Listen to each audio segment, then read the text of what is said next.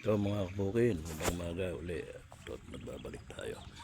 Update po ulit tayo sa ating sibuyasan. Kanina po, yung ating mga hayop. Ayan po mga bigan. Ayan po, magpapalinis po sana tayo ngayon mga kabukid. Dahil yung damo po kailangan hindi na yung mga damo pong maliliit yan po mga kabukid. Ayan, umulan po. Ang panahon makulimlim. Kagabi po malakas ang ulan. Hindi po nila pwedeng linisan kasi po bukid pagka tinuntungan nila po itong mga daan na ano na po ito masisira po at yung mga bubunutin po nilang mga damo baka sumama po itong ating sibuyas. Sayang naman po at malalaki na. Yan po. Yan po mga kabukid. Yan po. Makikita nyo po yan Yan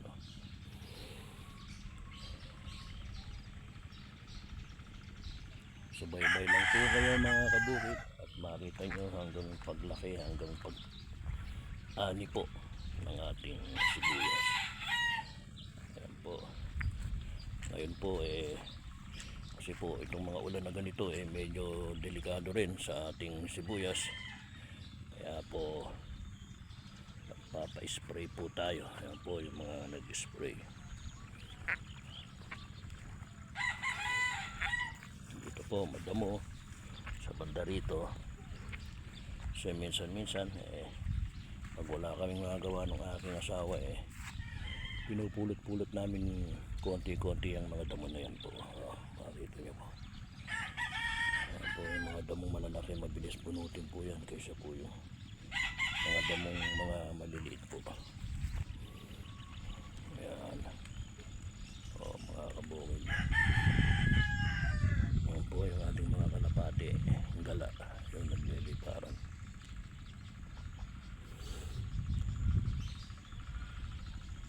Makulimlim po ang panahon. Hindi po natin alam kung may low pressure o yan po. Dito po, parte rito madamo po mga kabukid yan. Yung mga damong malalaki na yan mga kabukid.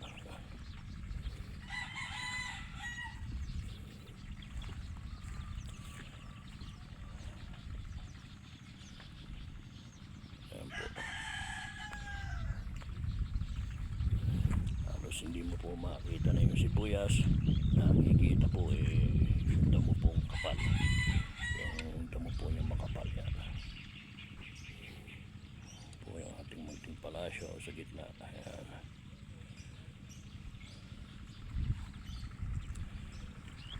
Ayan po yung ating si Roger po na nag-i-spray po ng gamot. Kailangan po ma-spray ng gamot kasi po itong ulan na ito delikado. May mga minsan mga nagdadala po ng mga uod. Kawawa po yung sibuyas natin pagka sabi nilang mga arabas, mga ganun po. Ayan.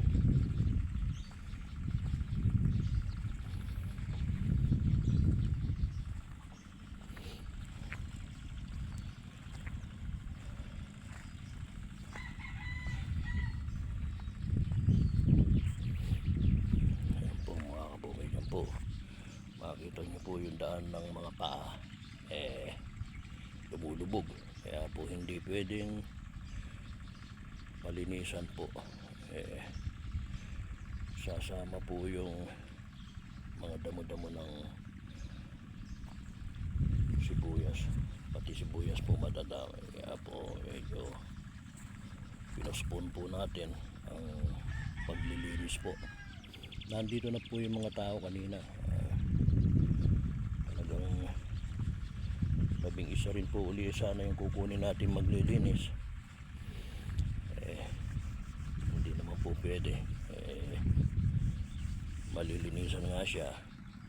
Baka naman po masira yung ating sibuyas.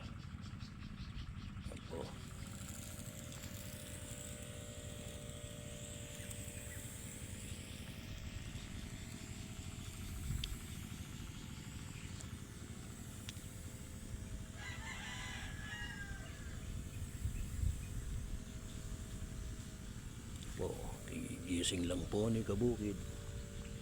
Dito na po tayo nagtuloy. Nagpakain lang po ng mga hayop. Pagkatapos po.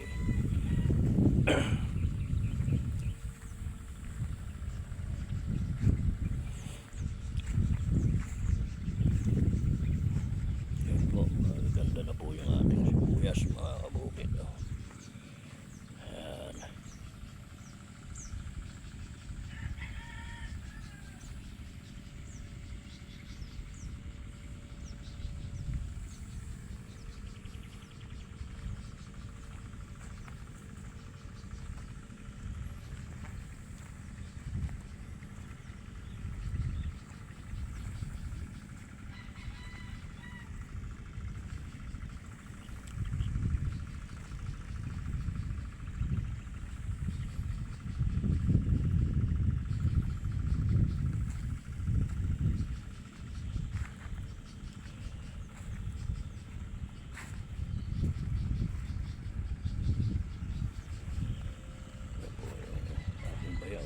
Bayaw ko po yung mga nag-display na po yan mga Kabukid. Yan.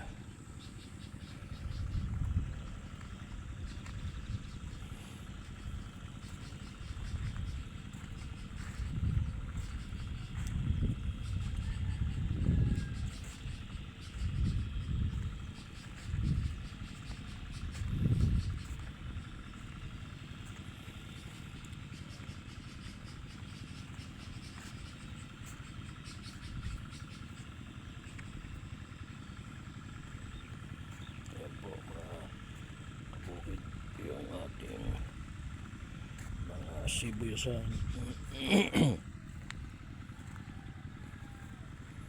Yan po. Yan po.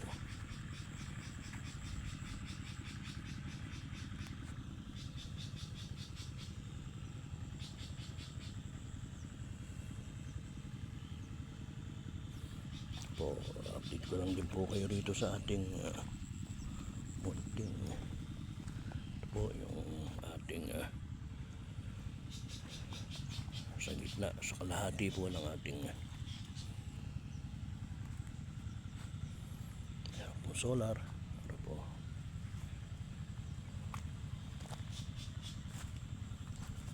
Po yung sira po. Hindi pa po sila nagpapagawa ng ano rito kasi po hindi pa po ano itong ating sibuyas.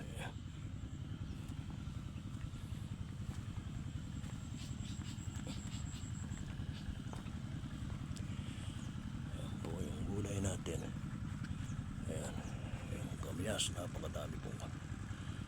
Ayan po, sarap po nitong panigang. Ayan po, dito na naman po tayo sa ating mga kamatasan. Ayan po, ang dami na pong bunga. Nag-harvest na po sila rito. Ayan. Ayan po mga Kabukid. Ang palaya rin po tayo. Ito po tinatanim lang po namin dahil po sa panggamit-gamit po mga Kabukid. Minsan po talagang kung may bibili binebenta rin. Ayan po. Hindi po ba napakaganda mga Kabukid yun. Napaka-fresh pong tignan mga Kabukid. Pagka ganyan naglalaki yan po yung ating mga tanim. Po, sa kabila po ayan yung ating mais, malalaki na po mga Kabukid. Ayan o, isang linggo po yan, nagpastawa na, mamumulaklak na po yan. Ayan mga Kabukid. Sige po mga Kabukid, hanggang dito na lamang po uli. Hanggang sa muli po mga Kabukid. Nawa po nasa magandang kalagayan po tayo lahat. At happy New Year po mga Kabukid.